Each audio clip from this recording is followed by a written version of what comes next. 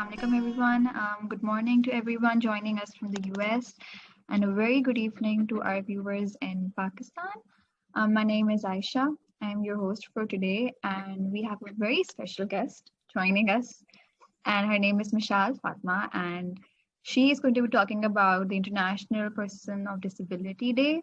I know that it has passed on 3rd December, but we really needed this initiative, this sort of session on discussion about this topic. So we have Mishal over here, and she's going to be giving us a short introduction about basically about disability and what people are going through, what we can do, a little part about it. And Mishal will take over and she's going to talk about everything. And we'll have a short session for question and answers if anyone wants to say anything. Otherwise, I'll be here and I'll be sharing a few cents about the topic as well. So, Mishal, I think you can begin. I have started recording. Yeah. Yeah, perfect. Hi everyone, my name is Mishal Hussain Ladhubhai and I am a mental health blogger. Like Aisha just highlighted that this session is going to be focusing on disability. So I thought the first thing I would do is define what exactly disability is. But before that, sorry, let me just share my screen with you guys. So yeah, first I would want to tell you guys what exactly disability is before getting into the depths of it.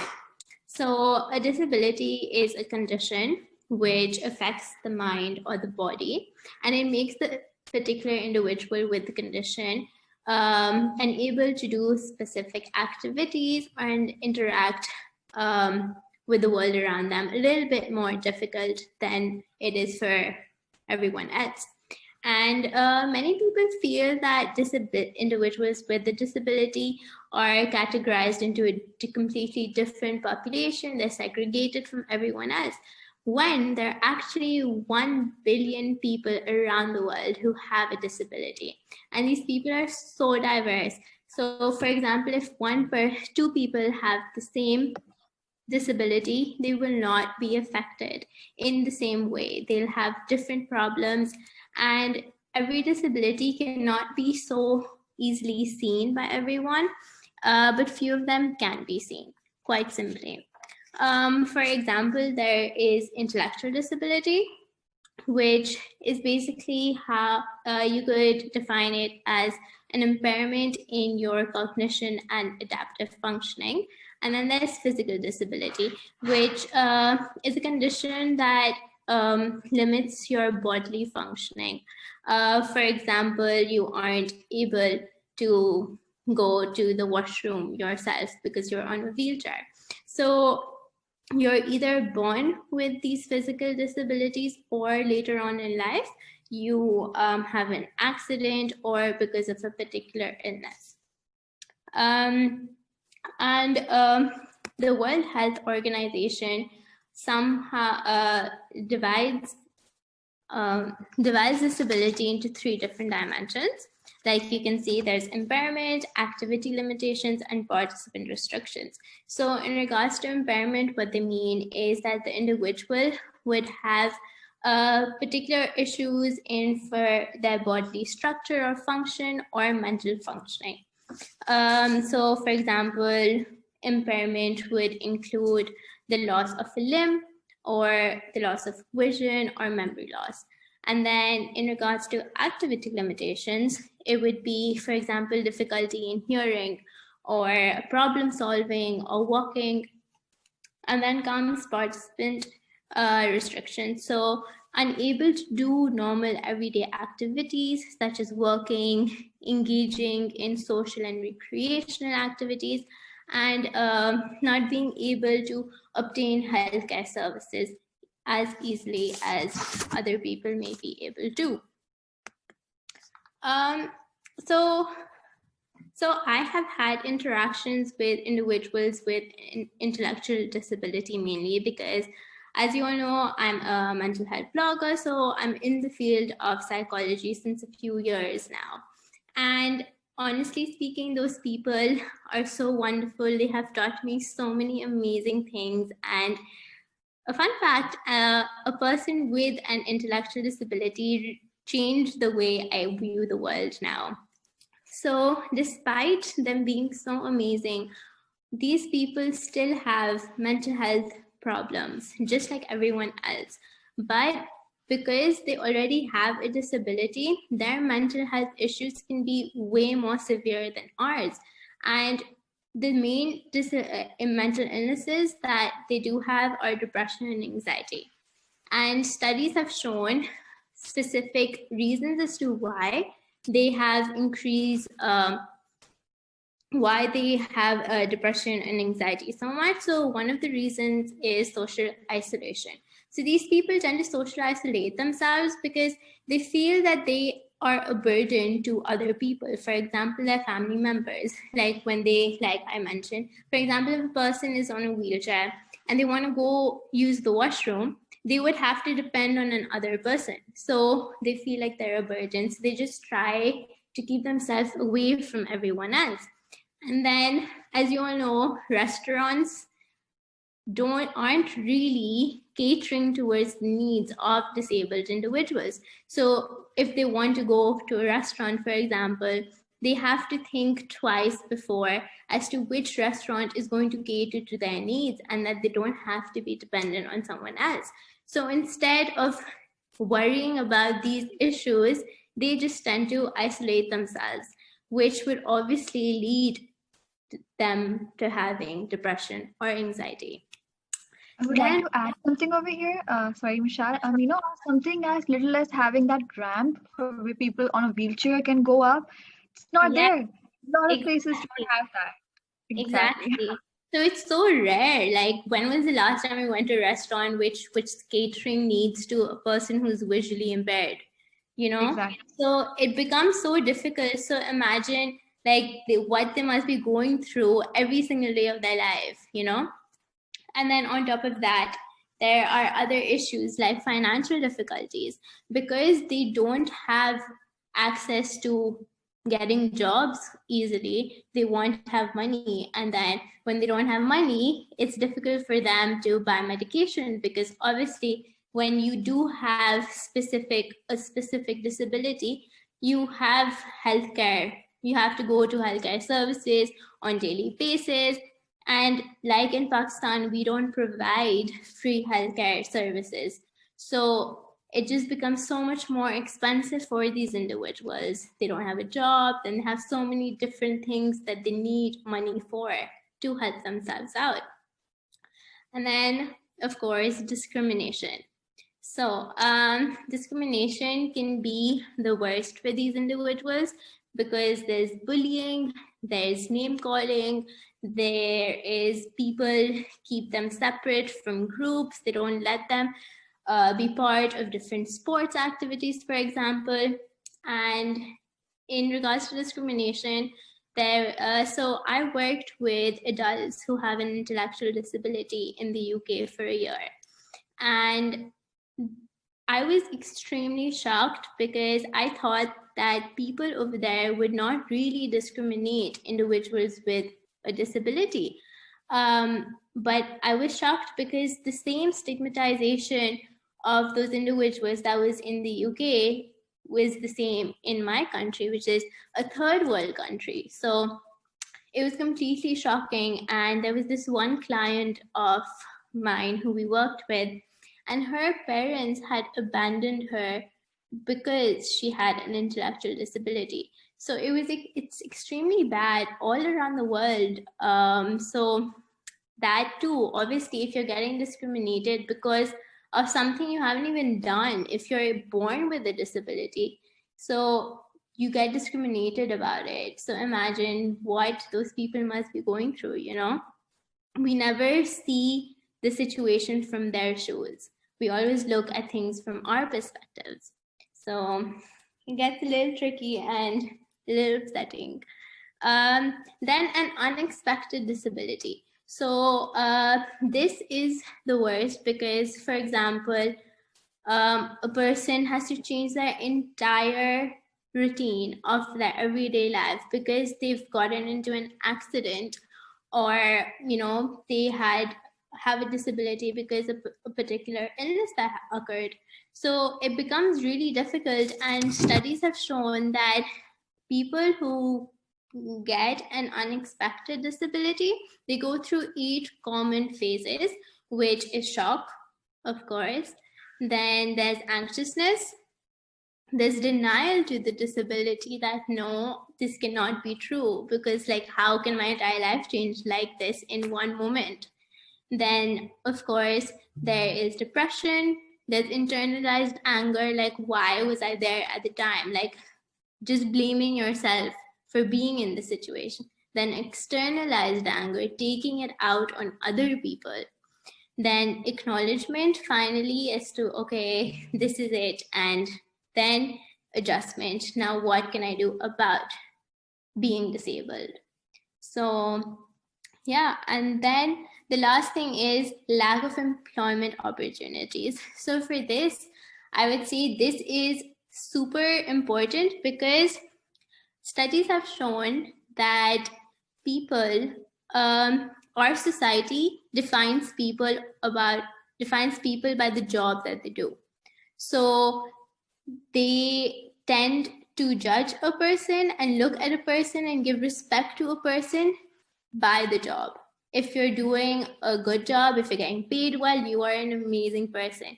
If you're not, then no, sorry, you are not smart, not intellectual, nothing.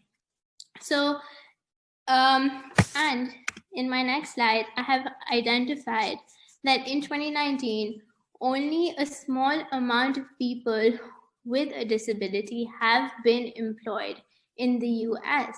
And of course, if these people don't get employed, like I said, society looks at people and gives worth and value to the individual because of the job that they do. So if these people aren't employed, if they don't have anything to do, then obviously their self-esteem and self-worth is not going to be that great. And generally, self-love is something which is really difficult for people to do. And when they don't have a purpose in life, for example, then of course, why would they not feel this particular way? And it's not like our society really helps them to find jobs, to do something. Like few years ago only, I saw a place where they were employing individuals who had a hearing impairment. And I found that so surprising, when it shouldn't be surprising, because these people did not choose to have this disability. They were just born with it. But we just don't let them do what they can truly do, because every person, despite of their disability, can do amazing things. But we just Lack of restrict those individuals. acceptance is a lot. It's a lot of lack of acceptance. I mean, just the Exactly. mere fact that that person has a disability is so hard to grasp. And then the whole fact that they have to be transitioning from, if it's a sudden Yeah. a disability, there is a whole phase of transitioning from all of that to have a new life now. And then the fact that they have to worry about getting a job, and then the whole process of their financial issues and all of that. So it's a lot to handle for someone with a disability. And normal people like us, it's so hard if we lose our job, or God forbid we're looking for a job. It's so Yes. hard to find that acceptance just because I'm unemployed. So people look down on me. Imagine a person with a disability not being able to get a job, and they have to go through all of that too. Yeah, like not that they don't have other things to look into, Exactly. then this is also coming into their issues. So it Exactly. becomes really tough for these people. But I also wanted to highlight and speak about the family members of these individuals, because if you have a person with a disability in your family, I feel like it's a work for the entire family to help with their well-being. Because of COVID, as you all know, everything towards the beginning was under lockdown.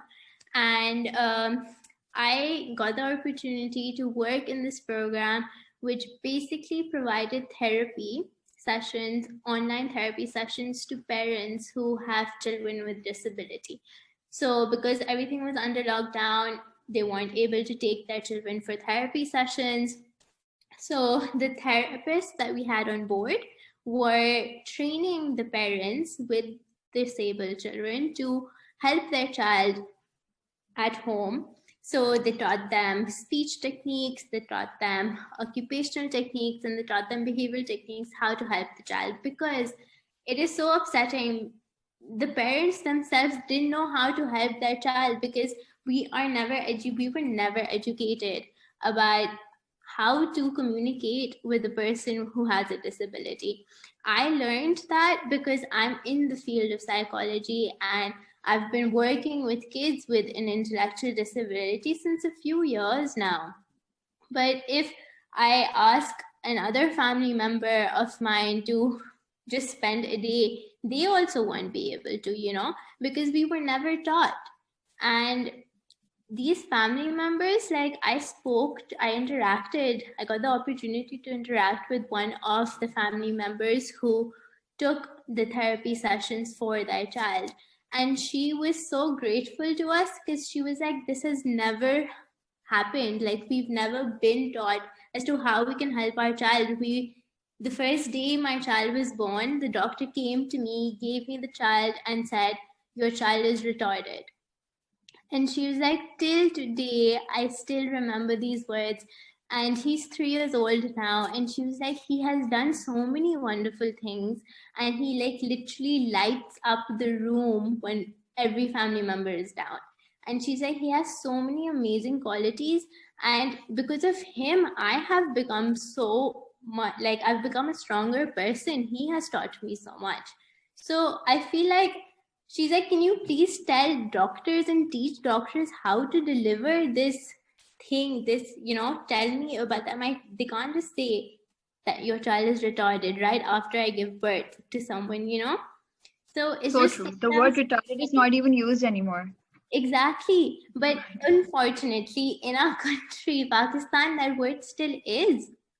And I loved that you talked about this, because the fact that as a person or a family member or a caregiver of a person with disability, it takes a toll on you, takes a huge toll on you as someone who's a caregiver. And when you don't have that basic awareness of what to do with your child, and there are people who use such words, so you don't really know where you stand. I mean, how am I supposed to deal with this? So the part where they need support as well, they need someone who reaches out to them, if you know a mom who is dealing with a child who has a disability, reach out to her. Like, it's really important that you ask her if you need anything. I'm here. Take something to her house. I mean, I baked this for you. I cooked this for you. Maybe to ease her troubles or ease her routine, because it takes a lot to do this as well. To be someone who has to take care of an individual. Exactly, like the smallest of things. And there was this other parent. I was in one of the therapy sessions, and the mother during the session, she just started to cry, and the therapist was like, what happened? She was like, I don't know if I am helping my child because my child's behavior is not improving. And she was like, I don't know if I'm even doing a good job as a mother. When she was attending all the therapy sessions, she was trying her best to do everything. But despite that, she was like, I am not a good mother. So, like, their mental health is also so important, and we need to teach them how to help their child, because we were never brought up in a way of helping people who have a disability if you don't have a disabled individual in your family, So it gets really difficult for these individuals, and building relationships, I feel, is really important, especially when it comes to people who have a disability, because I feel they just want to be loved and cared for and to be seen by everyone, because we just shun them in one corner and that's it. You can't. Family members also hold such an important role because they want to give their best, but it gets difficult, of course, because if you don't have knowledge of something, then how are you supposed to help that person and do something about it, so yeah, it gets really difficult, to be honest. And I also wanted to highlight one thing. Like, my uncle who passed away a few months ago, he also had a disability. Throughout my life, I had a great relationship with him, but it never struck to me that how amazing he was as a person, and how we all can learn from people who have a disability, in the sense of how they are as human beings, I feel, because they can love everyone regardless of which religion that person is from. They don't look at what class they're from, they don't look at what race they're from. They just want the opportunity to interact and just be out there. And I literally noticed this after he passed away. I was looking at one of his videos. It was his birthday. We had taken him to a restaurant because he loves food, and he was shaking everyone's hand at the restaurant, and he was so happy, the smile on his face, he was excited, he was enjoying the moment. And I feel like, especially in today's time, we do not enjoy the present moment. We are always thinking about the past or the future, and we're never in the moment. Like, Exactly. even when we're with our friends or with our family members, we're on our phone 24/7, which is so upsetting, and we don't truly live life, you know. But these people, I feel like, when I saw that video of my uncle, I was like, wow, he is what I want to be like. I want to be best friends with strangers. When was the last time you spoke to a stranger um in like the way you speak to your best friend, you know? When was the last Good time point. you just enjoyed a cup of tea and didn't care about anything else? So Looking at the world through their eyes is so different. Such a wonderful place yeah, if you look at the world through their eyes, I would say. exactly. I feel there's no judgment in them, you know, and they Never. just want the best for every single person, regardless of who they are, which I feel is beautiful. I So, second that. yeah, I just wanted to talk about, like, you know, what can we possibly do to help such people. I feel education is the most important thing, because, like I said before, I'm in this field of psychology. That is why I'm educated about disability. If I wasn't, I don't think I would be here talking about how amazing these people are. So I feel like the people need people like them right now, especially, you know, to spread love. And until unless we don't educate individuals, then there will always be discrimination towards these individuals, and they will always be shunned out of society, even though that there are so many people in this world who have disability. It may be long term or short term, but Short it's term. always there. Yeah. It can happen to anyone at any time, you know. Yeah. And I feel like Amna has we, a question. Yeah. oh, sorry. Sorry. You can continue. You can No, continue. no, go for it. All right. So Amna says, you think technology has changed the way people with disability interact socially, like they can be connected with the outer world without being present there physically. So I think your Uh, next point discusses that, how you yeah, learn. so yeah, exactly. Like, technology, I feel, has its benefits as well as its consequences to it, Of course. because obviously everything has two sides. Um, Technology can be wonderful. Like I mentioned, I was in this program where we had Zoom sessions with the parents, but we also did sessions for adolescents. So we were talking and interacting to individuals who had autism, for example, and it was really wonderful because we were speaking to the person. Obviously, it took him time to interact with us because it was something very new to him. And, you know, like, because he had autism, it was difficult for him to concentrate and everything, but he got a hang of it and it was wonderful. So I feel that it can work wonders depending on how we use it. So, yeah, and I feel like we need to make this world more inclusive. We need to include these people. Like, I don't remember in my educational system, in like, I didn't have a peer who was intellectually disabled, you know? But Inclusivity. No. I feel that is really important because it's not only going to help them, live a better life is also going to help us live a better life, because then we will see how they, you know, learn things, how they do things. Communicating with them would be simpler, because What we can learn from them. yeah, exactly. You can learn so much from them, and I have loved it every single day that I worked with these people. So yeah, and all of these things, if it's out there, then hopefully discrimination towards these amazing people will stop. And if you guys want to add anything else or ask me anything, please ask me. And please follow me on my mental health page. It's called Dimaghi Sehat. If you have any queries, you can always message me then. And I feel that's it for today. And yeah, any questions, I'm open to answer. All right. Thank you so much, Mishal. A much needed session over here and really opened my eyes even more, because now I know that just talking to someone who is aware of this knowledge of this topic, of such people, it gives you a little hope, like you know there are other people like you who understand these things and Yeah. who are open, who are Actually, doing I'm things. doing Yeah. this.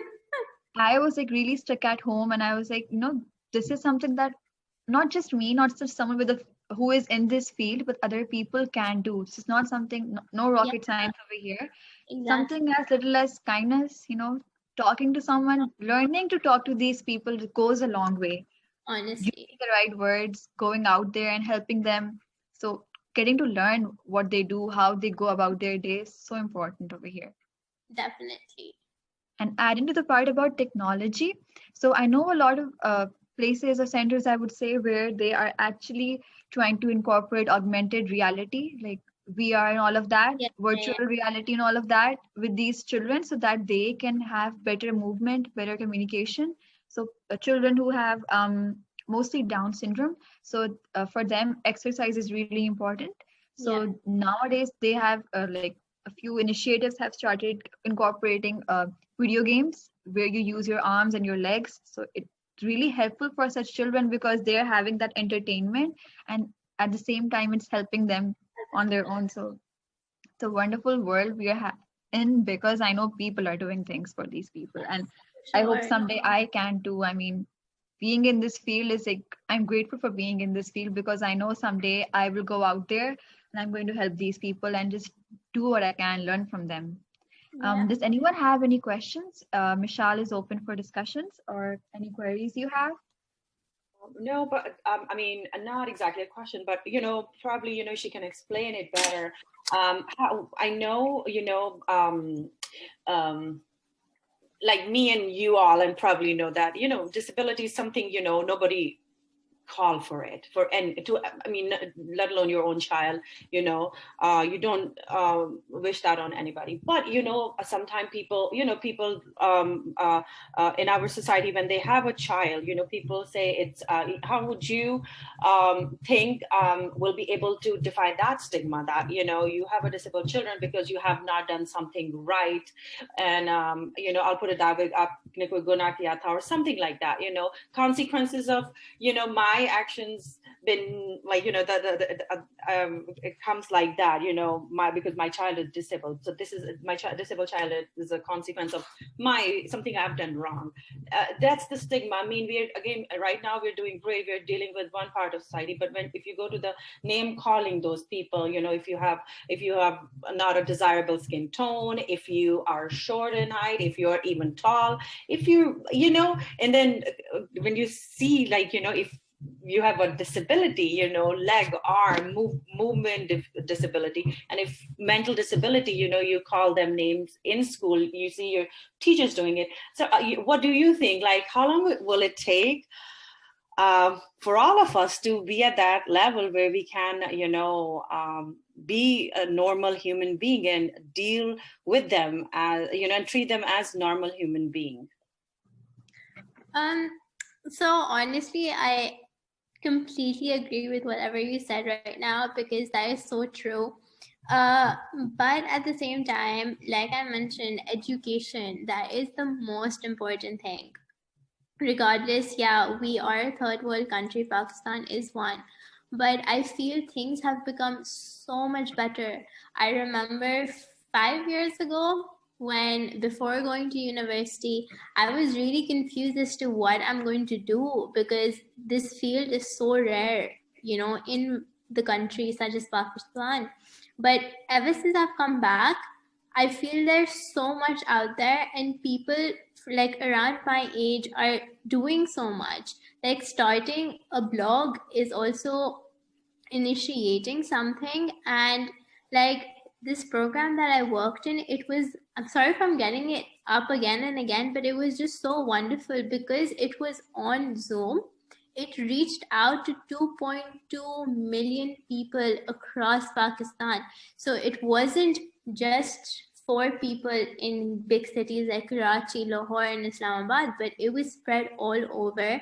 And I was actually very surprised because people who weren't even well educated, they still wanted to do the best for their children. People didn't know how to use the app Zoom, but they still did it because they were like, no, we need to help our child. And I found that so amazing and so brilliant. Like the program has ended right now, but so many people were regretting the fact that it finished because they were like, how are we going to do this now? Who will teach us how to help our child? And I feel like it is going to take a long time to improve, but I feel like it's getting there gradually. And I People feel are like, speaking up.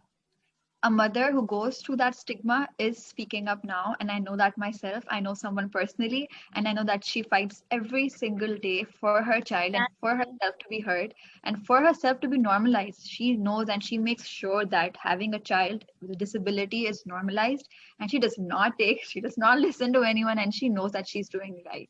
So yeah, people like her have now started making support groups for mothers, for parents who face such stigmas. And I know these are the people who are going to go forward and change everything we are seeing right now. So I'm really hopeful about it. So I hope and I wish good luck to these people like you, Mishal, people like me, people other someone who just wants to take initiative. I appreciate that, and I'm really grateful for such people in this world. yeah, thank you so much for letting me speak about this and giving me the opportunity to. It was wonderful. So thank Yeah. you. Thank you. You're welcome.